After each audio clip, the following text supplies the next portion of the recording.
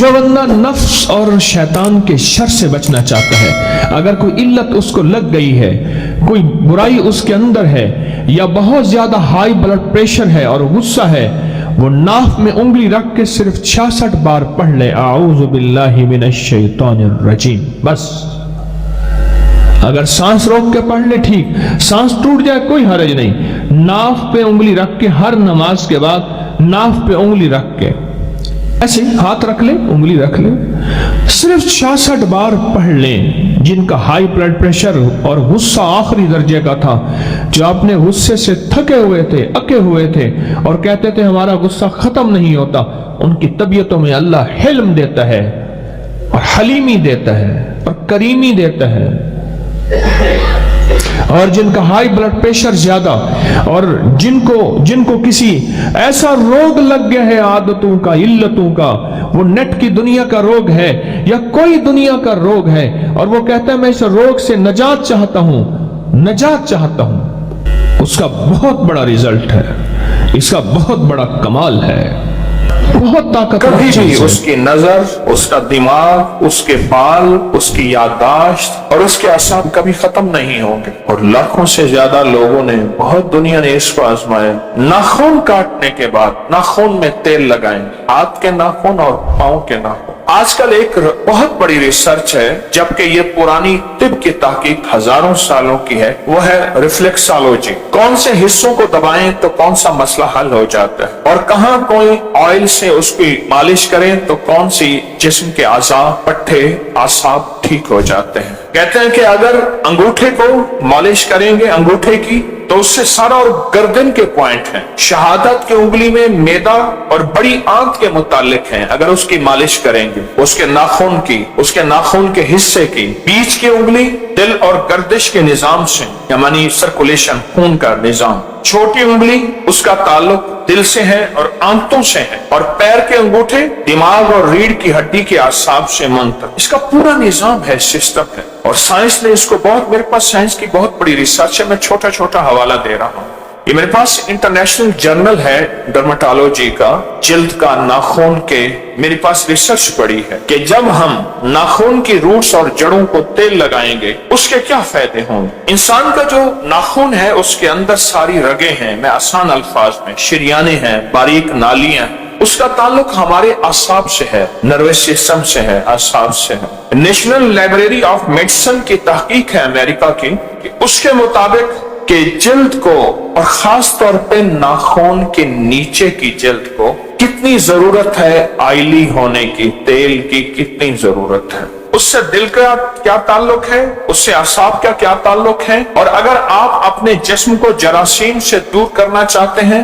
اور اپنا دفاعی نظام، ڈیفنس پاور، اورینٹل فورس، جو آپ کو بیماریوں، چھوتوں، وباؤں سے بچاتی ہے، اس کو مضبوط کرنا ہے، تو اس کا تعلق کتنا زیادہ ہے۔ ایک بزرگ ہے کہ جو استاد ہیں کاشف العلوم سہارنپور کے، اور سب سے پہلے استاد تھے مظاہر العلوم سہارنپور کے، وہ کہتے ہیں کہ اگر سورۃ الناس سرسوں کے تیل پر 7 دفعہ دم کر کے اعصاب زدہ کی بھووں پر، ناک، کانوں، ہاتھ پاؤں کے ناخن پر اگر ملیں، اول شہادت کی دونوں انگلیاں تیل میں بھر کر کانوں میں، پھر انگوٹھے بھر کر بھووں میں، پھر ناک، پھر ناخنوں پر اگر لگائیں اور مالش کریں، تو آسیب زدہ جو شخص ہے، جس پہ آسیب ہے، اس کے ساتھ آسیب ختم ہو جاتا ہے۔ حضرت نظام الدین اولیاء رحمت اللہ علیہ، خواجہ غریب نواز دلی کے، پہلے لاہور میں رہتے تھے اور یہاں لوگوں کو اللہ سکھاتے تھے۔ وہ بیمار ہو گئے، دماغی کمزوری اور بیماریاں لگ گئیں، تو سلطان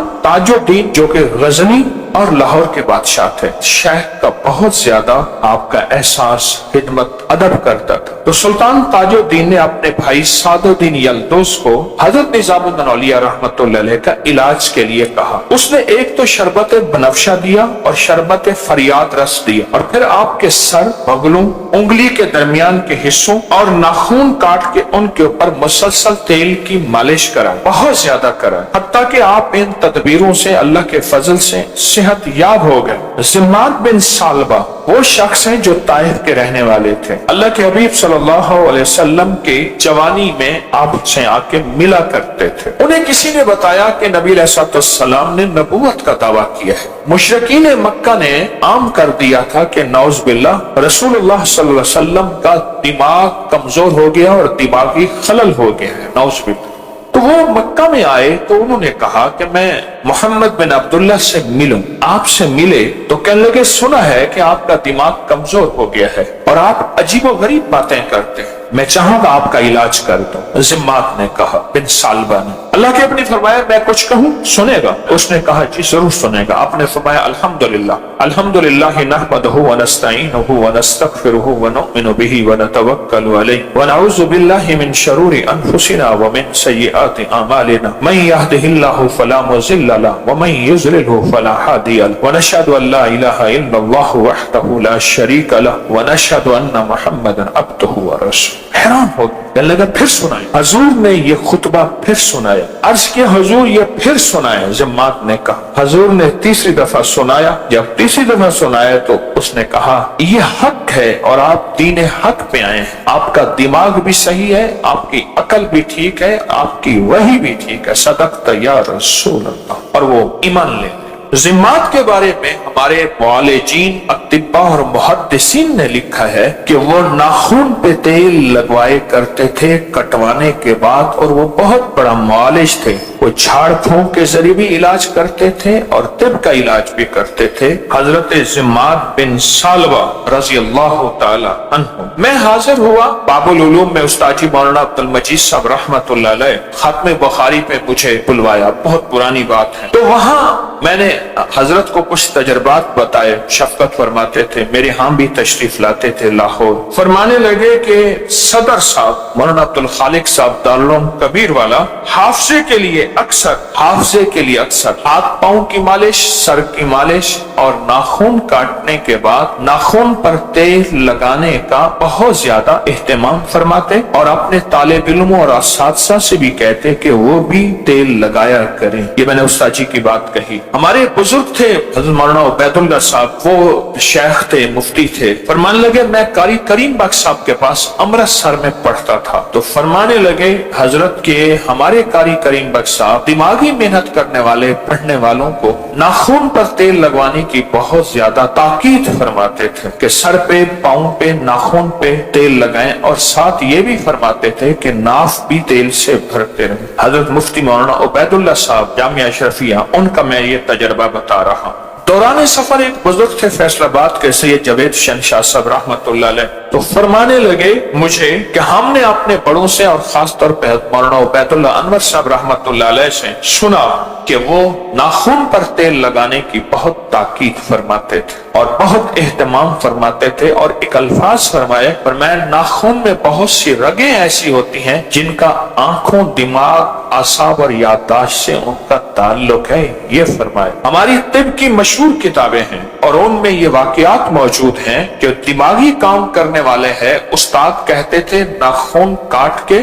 اس کی انگلیاں تیل میں بہت دیر تک ڈبو کے رکھو، اس طرح پاؤں کی انگلیاں بھی تیل میں ڈبو کے رکھو. یہاں تک اہتمام فرماتے تھے. ہماری طب کی مستند کتابوں میں یہ حوالے واقعات موجود ہیں. دماغی کام کرنے والا یا دماغ کو صحت مند، نظر کو صحت مند، اعصاب کو صحت مند رکھنے والا، اس کو یہ بات بہت زیادہ فرماتے تھے. موسیٰ شریف میں پیر نعمان صاحب تھے رحمت اللہ، فرماتے تھے کہ ہمارے بڑے جو ذکر کرنے والے کے لیے لوگ آتے تھے موسیٰ میں، ان کو آدھا پاؤ گھی روز دیتے تھے. وہ کھائے گا، ذکر کرے گا تاکہ دماغ خشک نہ ہو. آدھا پاؤ گھی روز دیتے تھے. اور دوسرا کہتے تھے کہ اس کے سر دماغ میں دیسی گھی کی مالش اور ناخن پہ بھی دیسی گھی کی مالش کرواتے تھے. موسیٰ کی خانقاہ خواجہ دوست محمد کندھاری رحمت اللہ علیہ بڑے تھے. میں کئی بار گیا ہوں. خواجہ سراج صاحب جن کی نام کی برکت سے خانقاہ سراجیہ ہے، وہ ان بڑوں کی بات میں نے بتائی ہے. مولانا علاؤ الدین صاحب تھے حضرت مدنی کے ڈیرہ اسماعیل خان मैं उनकी खिदमत में पहुंचा, उनको मैंने खुद देखा जिस्म की मालिश करा रहे थे। उस वक्त उन्हें जिस्म में कुछ खारिश की कैफियत थी और बार बार फरमाते थे नाखूनों की मालिश करो कि नाखून भी सेहतमंद हो। और मैंने उनसे अर्ज किया कि हजरत नाखून की मालिश क्यों? और मैं दिमाग तेज होता है, बस ये एक लफ्ज उन्होंने फरमाया। कुछ जिंदगी के तजर्बात होते हैं जो मेरी एक तबीयत है बड़ों के तजर्बात पहुंचा, इंसानियत को खैर मिले, इंसानियत को राहत मिले, अल्लाह की मखलूक को फायदा मिले। अब आप खुद सोचें कि है छोटा सा टोटका, लेकिन इस टोटके में बड़ों की जिंदगियों के तजर्बात घुले हुए हैं और बड़ों की सदियों के तजर्बात ये मौजूद हैं। अल्लाह ने लोगों को इस छोटे से अमल से बहुत नफा और बहुत फायदा दिया और बहुत हैरत अंगेज